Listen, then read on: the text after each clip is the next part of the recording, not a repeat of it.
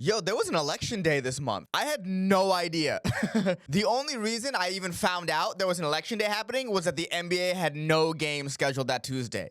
And I was like, why are there no games? And I found out it was election day. And I was like, oh, that's lame. Have the games after the polls close. Come on now. I want to watch some games. Turns out there's like a lot of big things that happened. Who knew voting was any kind of important? Ohio voters passed a constitutional amendment to protect abortion rights.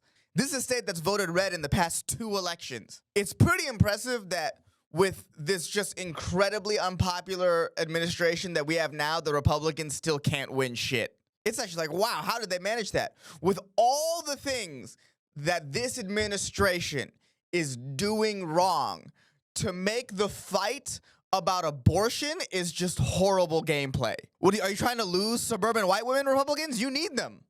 You need them. And to alienate them is crazy, especially when this administration is failing everywhere else. That's the one thing that they can rally towards and be like, well, you want to lose this? I don't think you want to lose this. It feels like right now the Republicans are in a deep identity crisis. And you can tell by looking at Ron DeSantis.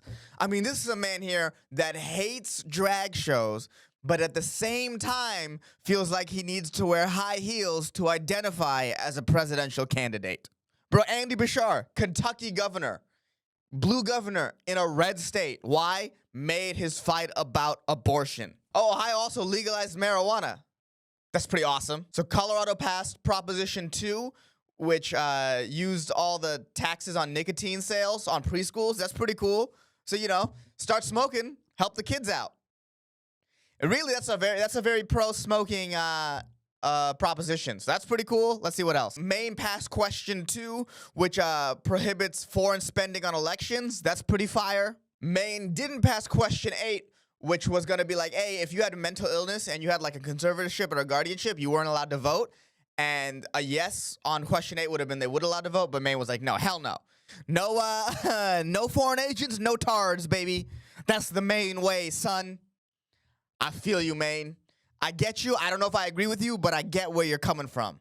That's America right there. Texas passed Proposition 3, which prohibits a wealth tax being introduced in the future, which, hell yeah, baby. Made the right move. Plan on getting rich. Don't tax me for a government. Take some poor people taxes. Keep them down, son. There should be a wealth tax, I think, on stuff you inherited. I think that's fair, right? Like, you didn't make that. Why do you get to keep it? But that's probably also a very unpopular thing to say. But, I don't mind because I'm making my money here, son. Oh, this is one more political thing I learned this week. I learned the other day that Dick Cheney was pro-gay marriage. I had no idea. It was funny, growing up the whole time, Christian groups would be like, we can't pass this. This is something that the devil would like. And I always thought they were full of shit. And then, to my surprise this week, I found out they were right. I might have to change some positions on things.